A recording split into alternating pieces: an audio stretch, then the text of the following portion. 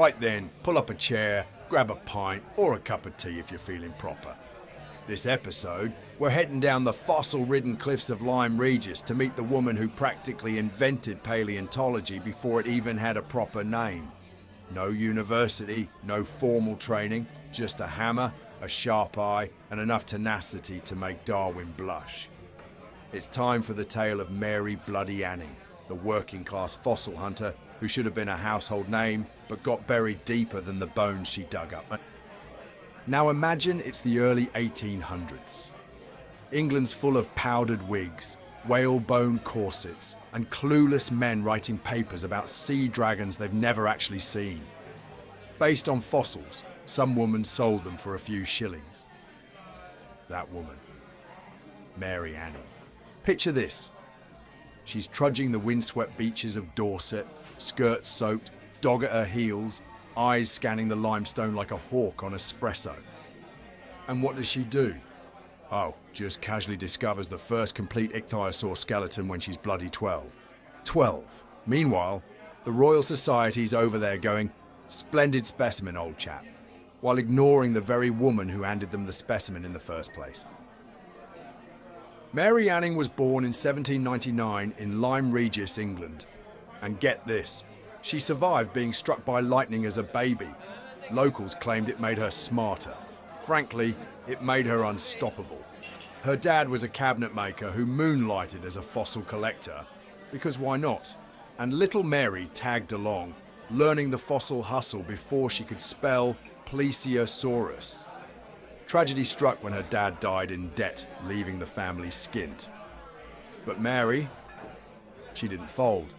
Nope. She picked up his hammer and started selling fossils to tourists to keep food on the table. You know, like any normal teenager. Let's get into the meat of it.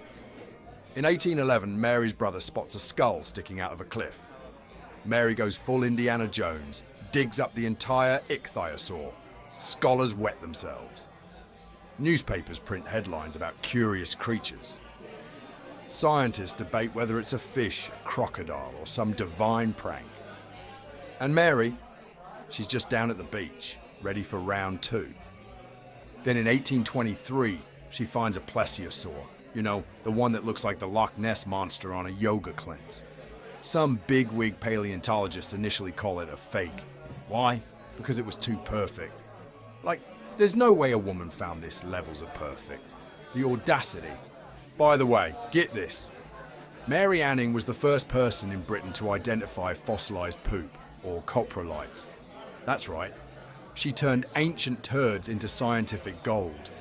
The woman was literally knee-deep in crap and still made history. Picture this. A dusty back room of the Geological Society. Pipe smoke, tweed, arrogance. A group of gentlemen arguing over a fossil labelled property of Dr. So-and-so. Cut to Mary, wiping mud off her boots, muttering, "I sold that to so-and-so for a tuppence, mate." She wasn't even allowed to attend the meetings where her fossils were discussed. That's like writing the script but not getting invited to the premiere. Mary worked with some of the greatest minds of the time. William Buckland, Henry de la Beche, Richard Owen, you know, the guy who coined the word dinosaur. But guess whose name didn't end up on the published papers? That's right. She was a ghostwriter of science, a backstage rock star, selling specimens to men who then became famous with them. She was once quoted as saying, "The world has used me so unkindly, I fear it has made me suspicious of everyone." And mate, can you blame her? Still, they couldn't ignore her forever. Her fossil shop became a hotspot for scientists and tourists alike. She wasn't just selling bones. She was reshaping our entire understanding of prehistoric life. But she never got the fellowship, the funding, or the fair credit. Let's break this down. Moral clarity. She didn't steal, cheat, or publish fake finds. She just dug. She stood firm in a man's world, with ethics sharper than her tools. Purpose. Crystal. She wanted to understand the ancient world. And if she made a few quid feeding her family while doing it, even better. Constraints. Let's see. No formal education, no academic network, no publishing rights, no societal support. And yet, she still rewrote the book on marine reptiles. Trade-offs? She had to be 10 times better to get half as far. And she did it anyway. Was it genius or madness? Nah, just grit, curiosity, and a dash of thunderstorm-induced brilliance. What if Mary Anning had been born a man? She'd be Sir Mary Anning, Duke of Paleontology, with museums and medals named after her.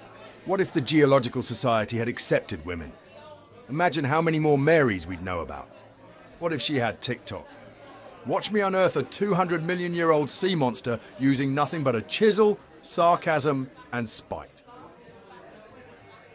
Mary died in 1847 from breast cancer, with more fossils in her home than money in her purse.